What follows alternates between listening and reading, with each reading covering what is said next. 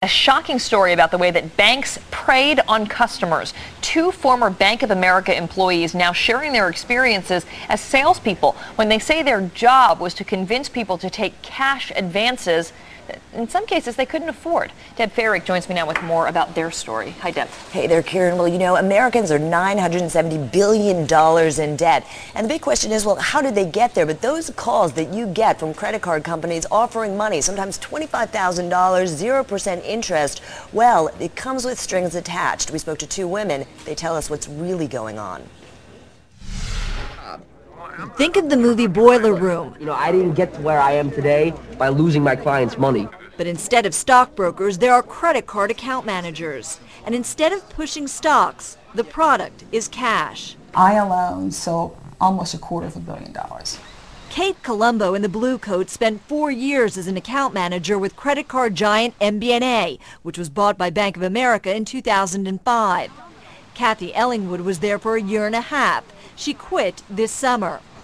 Both worked here at this customer call center in Belfast, Maine. They never worked together, but their stories are similar. Every customer that calls in is a mark. It's a great big con. Thank you. Kate and Kathy say customers would call in with a basic question about interest rates or fees. Once on the phone, they were instructed to entice customers to take cash advances, sometimes up to the max, whether they could afford it or not. I would say 90% of the time this was the response. People were pragmatic. They would say, I don't need $100,000. Right. You know, and we would find a way to convince them that you need the money. What are the trigger words? I'm in financial difficulty. I can't make my payment. Or I have a son, my son just left for college, or my car is not running. Colombo says some people even asked about a $50,000 cash advance for a down payment on a house. That's illegal. But the women tell us they were trained to get around it, saying, what I can do is I can deposit some money into your checking account, and once the funds are there, it's yours to do with as you please. Bank of America tells CNN only customers in good standing and with good payment history are able to access cash up to the available credit line. Colombo and Ellingwood say they had customer payment histories on their computer screens and were told to sell hard to everyone.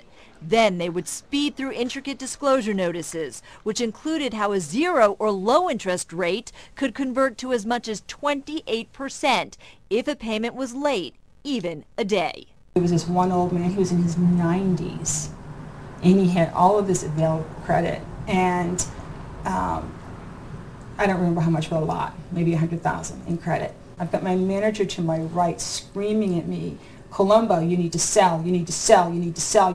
Bank of America calls its terms clear and transparent. But lending watchdog Jim Campen says the hard sell tactics, which he's seen from various credit card companies, border on predatory. We haven't identified any illegal practices. What we've seen are practices that are highly unethical. The two women say their conversations were monitored, and the more they sold, the bigger their salary.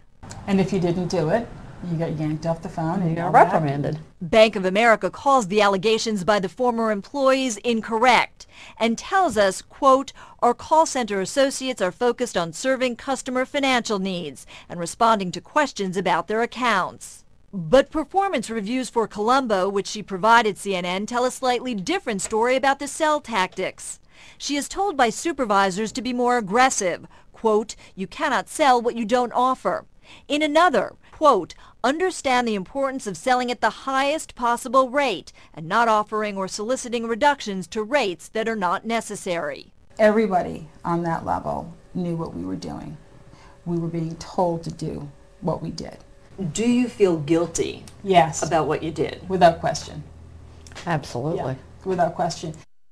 Now, Bank of America refused to talk to us about the individual cases. We asked them about the women, but they had nothing to say. Karen? Yeah, you guys tried to do a little bit more digging as well about what the terms of some of these cash advances were. That's exactly right. We even asked them to provide the disclosure notice, and they wouldn't do that. We asked them, do all call centers train account managers in the same way, because there are call centers across the United States. They did not respond to that or any of our direct questions, simply providing the statement. Very interesting.